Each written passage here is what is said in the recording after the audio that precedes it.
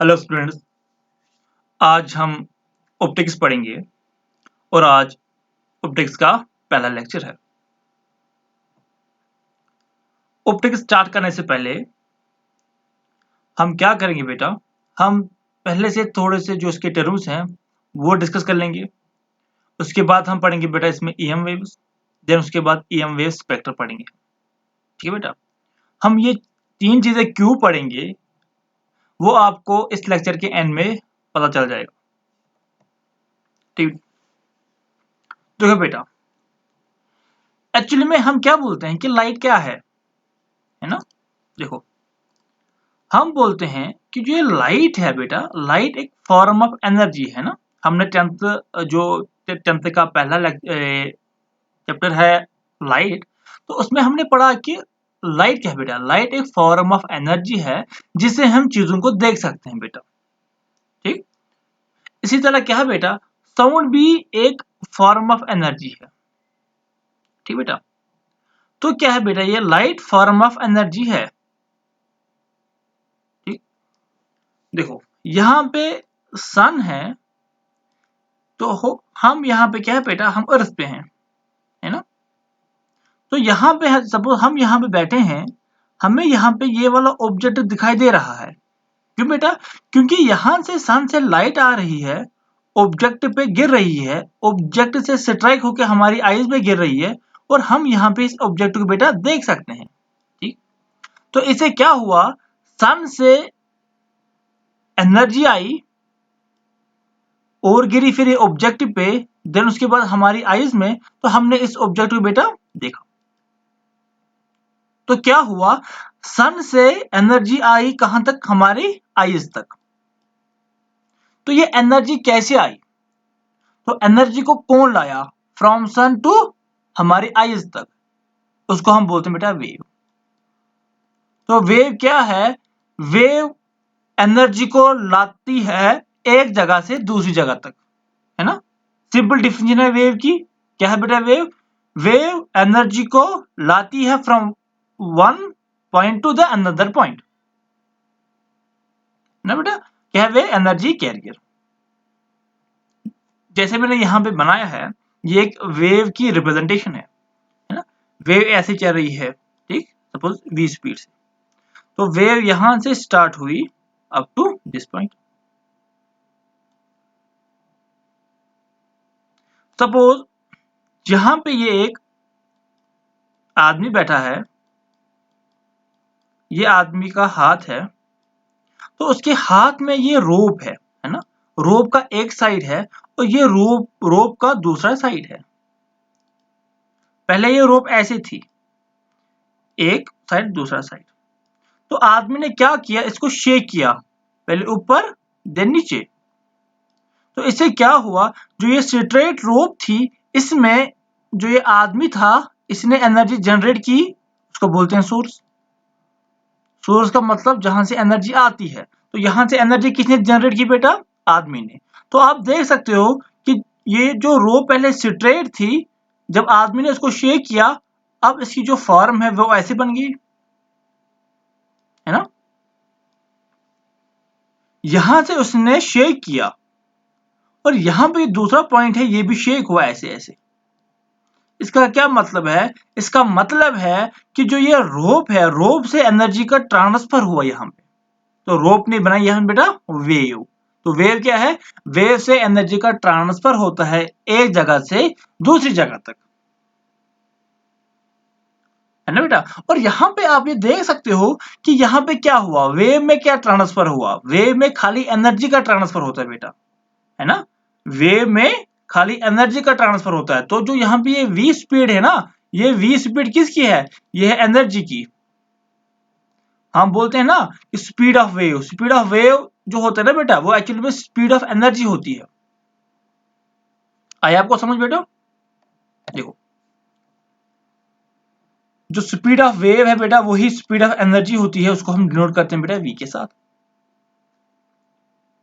देखो, हमने क्या किया, हमने जो रोप है उसको ऐसे घुमाया है ना, एक चक्कर और दूसरा चक्कर।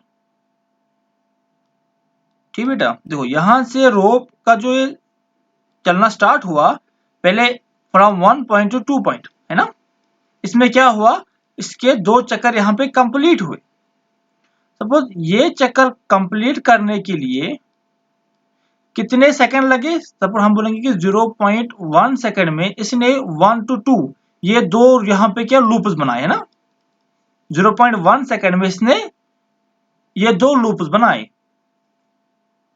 तो 1 सेकंड में ये कितने लूप्स बनाएंगे, है। इसको कंप्लीटली हम एक ही बोलते हैं लास्ट में, ठीक है बेटा। तो 1 सेकंड में ये कितना बनाएगा, फिर ये 1 सेकंड में ये 10 बनाएगा, ठीक। 0.1 यहां तक देखो, 0.1 यहां तक, 0.1 यहां तक, 0.1 यहां तक, 0.1 यहां तक। अगर ये 0.1 सेकंड है, ये को 0.1 0.1 0.1 0.1 एंड सो ऑन। तो 0.1 सेकंड में इसने ये एक कंप्लीट चक्कर किया, तो 1 सेकंड में ये कंप्लीट 10 चक्कर करेगा, तो इसको बोलते हैं बेटा फ्रीक्वेंसी, कि एक टाइम पीरियड में ये कितने चक्कर करेगा, उसको बोलते हैं बेटा फ्रीक्वेंसी, फ्रीक्वेंसी ऑफ वेव, है ना। और फ्रीक्वेंसी को हम लिखते हैं एफ, और ये बेटा 1 upon time period, 1 upon time period, है ना।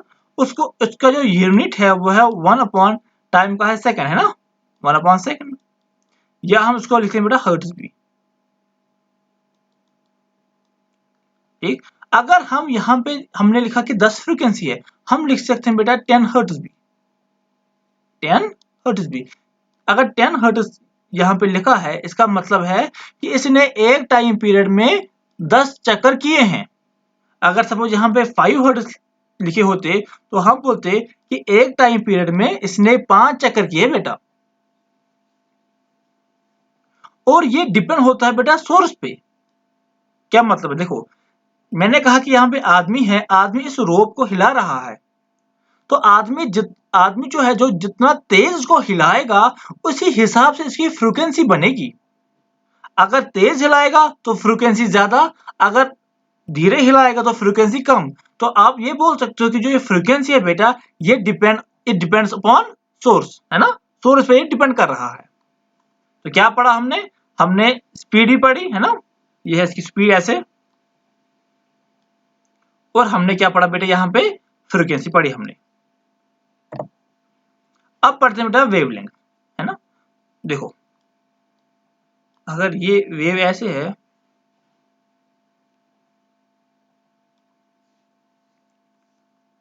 तो हमने क्या पढ़ा बेटा, हमने स्पीड ही पढ़ी, हमने फ्रीक्वेंसी भी पढ़ी, है ना। देखो यहां पे एनर्जी बन गई, ठीक। फिर एक चक्कर हुआ कंप्लीट, तो एक चक्कर कंप्लीट करने के लिए इसको 0.1 सेकंड लगा। तो क्या हुआ, 0.1 सेकंड में एनर्जी यहां से एक पॉइंट से दूसरे पॉइंट तक डिस्प्लेस हुई, है ना, ये डिस्टेंस, इसी को हम बोलते हैं बेटा लैम्डा, मतलब वेवलेंथ। एक टाइम पीरियड में कितनी एनर्जी डिस्प्लेस हुई, या हम ये बोल सकते हैं कि जब एक कंप्लीट चक्कर मारता है वेव, जब एक कंप्लीट चक्कर मारता है वेव, उसमें कितनी एनर्जी बेटा डिस्प्लेस हुई। या हमें ऐसे बोल सकते हैं कि जब वेव एक चक्कर मारता है, उसमें जो एनर्जी है उसने कितनी डिस्टेंस ट्रेवल की है। तो जब एक चक्कर यहाँ पे कंप्लीट हुआ तो एनर्जी यहाँ से यहाँ तक पहुंच गई, है ना। तो हम बोलते हैं कि ये क्या है इसकी, ये इसकी वेवलेंथ, इसको बोलते हैं लैम्डा।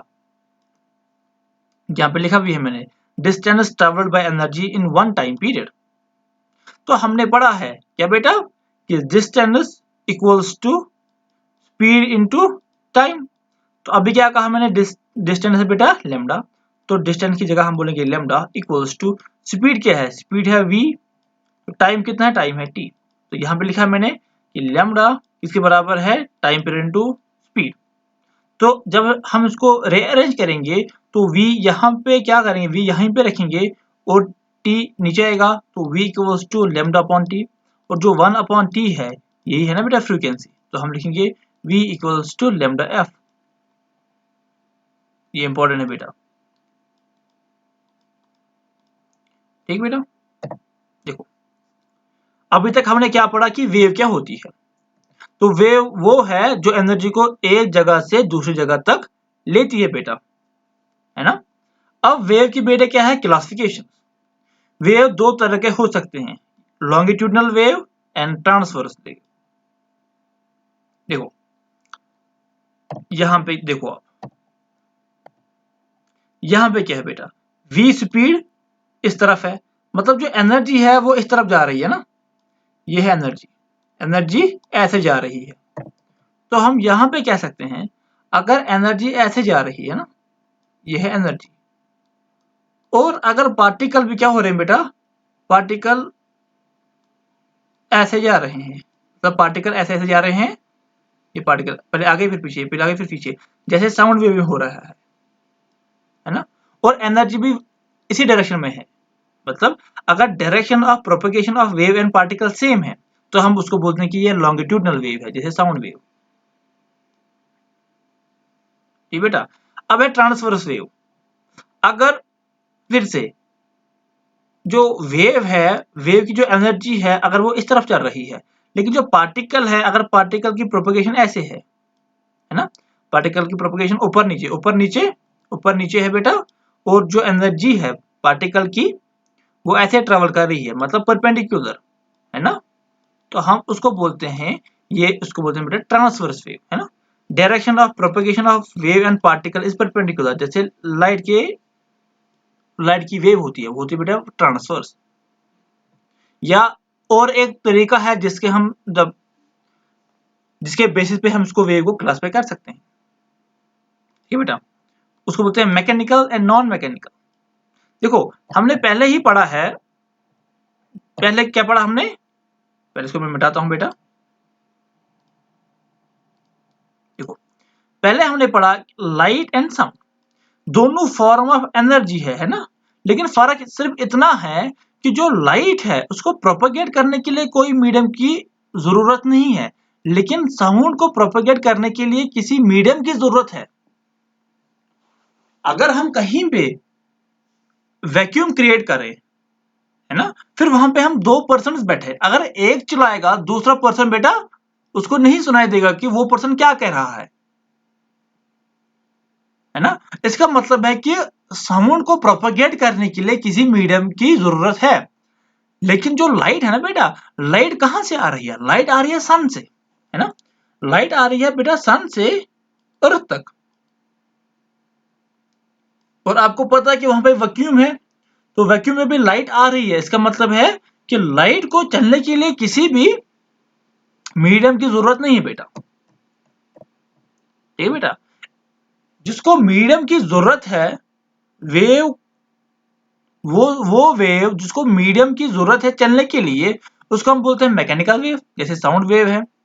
और वो वेव जिसको चलने के लिए किसी भी मीडियम की जरूरत नहीं है उसको बोलते हैं बेटा लाइट वेव, सॉरी उसको बोलते हैं नॉन मैकेनिकल वेव, जैसे लाइट वेव है। ये हो गए क्लासिफिकेशन। अब है बेटा इलेक्ट्रोमैग्नेटिक वेव। ठीक, वो वेव जो नॉन मैकेनिकल ट्रांसवर्स वेव हो उसको हम बोलते हैं बेटा इलेक्ट्रोमैग्नेटिक वेव। ठीक बेटा। देखो हमने जो 12th का पहला चैप्टर है इलेक्ट्रोस्टैटिक, उसमें हमने इलेक्ट्रिक फील्ड पढ़ा, और मैग्नेटिज्म में हमने पढ़ा मैग्नेटिक फील्ड। एक्चुअली में ये दोनों है क्या, हम तो इसको अलग अलग पढ़ रहे हैं ना, लेकिन एक्चुअली में ये इलेक्ट्रोमैग्नेटिक वेव है ना, जो इलेक्ट्रोमैग्नेटिक वेव है ये एक्चुअली में इसी के कंपोनेंट्स हैं। अरे देखो हम यहाँ पे सरफेस बनाएंगे, इस पे एक ब्लॉक हम रखेंगे, और इस ब्लॉक पे दो फोर्स लगेंगे बेटा, एक तो नॉर्मल रिएक्शन फोर्स है ना, और एक तो यहाँ पे फ्रिक्शन फोर्स, एक यहाँ पे फ्रिक्शन सरफेस पे और एक नॉर्मल रिएक्शन फोर्स। लेकिन ये दोनों फोर्सेस क्या है, दोनों फोर्सेस कॉन्टैक्ट फोर्सेस है ना। एक ही फोर्स है कॉन्टैक्ट फोर्स, लेकिन ये उसके क्या है पार्ट्स है, एक तो नॉर्मल रिएक्शन फोर्स और एक फ्रिक्शन फोर्स।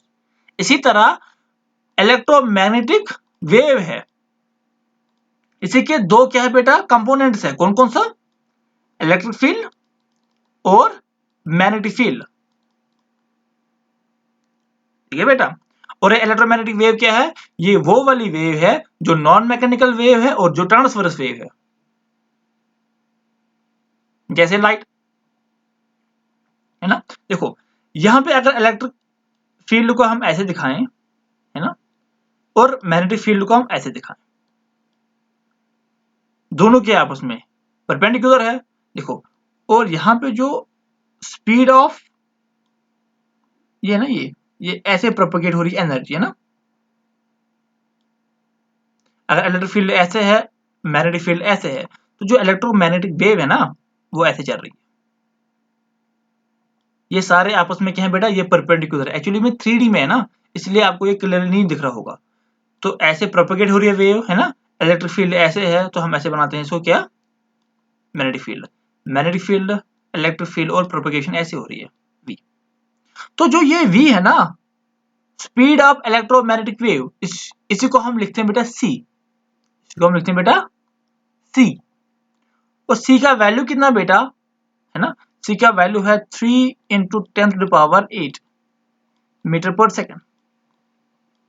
लेकिन ये वैल्यू कहां से आया, ये वैल्यू कहां से आया, क्योंकि देखो c क्या है बेटा, c है 1/√μ0 है ना।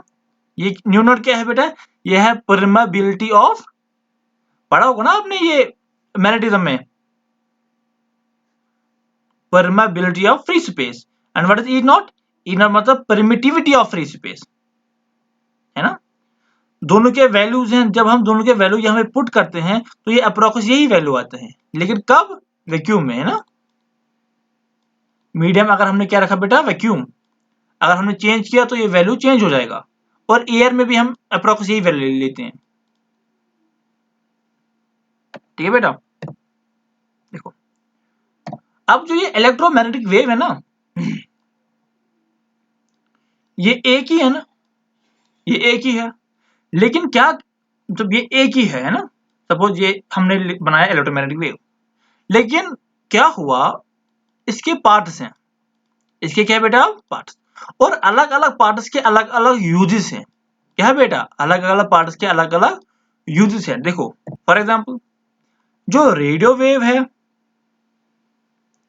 इसके अलग यूज हैं, माइक्रोवेव के अलग यूजेस हैं, इंफ्रारेड के अलग यूजेस हैं, यह है विजिबल रीजन, इसके अलग यूजेस हैं, यूवी, है ना, अल्ट्रावायलेट का अलग यूज है, एक्सरे का अलग यूज है, और गामा का अलग यूज है।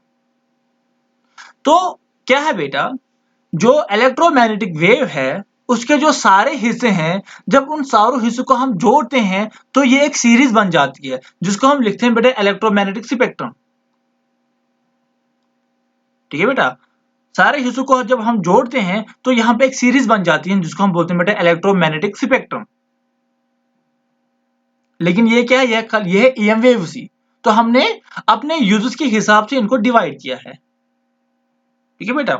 तो रेडियो, माइक्रोवेव, इंफ्रारेड, विबगर, मतलब यहाँ पे जो विजिबल है, और जो ये वाला पार्ट है इसको हम देख सकते हैं, इसको हम देख सकते हैं। तो हम इस तरह लिख सकते हैं कि इलेक्ट्रोमैग्नेटिक स्पेक्ट्रम का वो वाला पोर्शन जो विजिबल है हमें, हम उसको बोलते हैं light.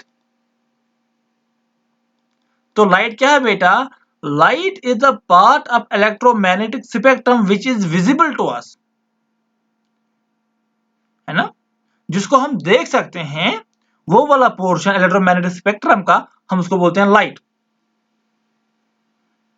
And study of light is called optics.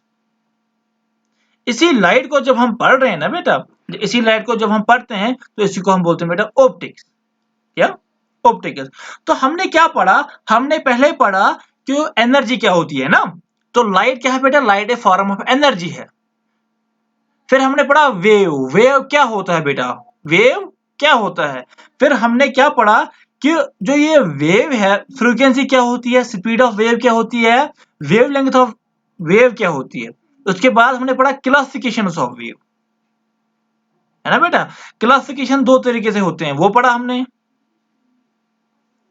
उसके बाद क्या पढ़ा हमने, देखो क्लासिफिकेशन दो तरीके से पढ़ा हमने।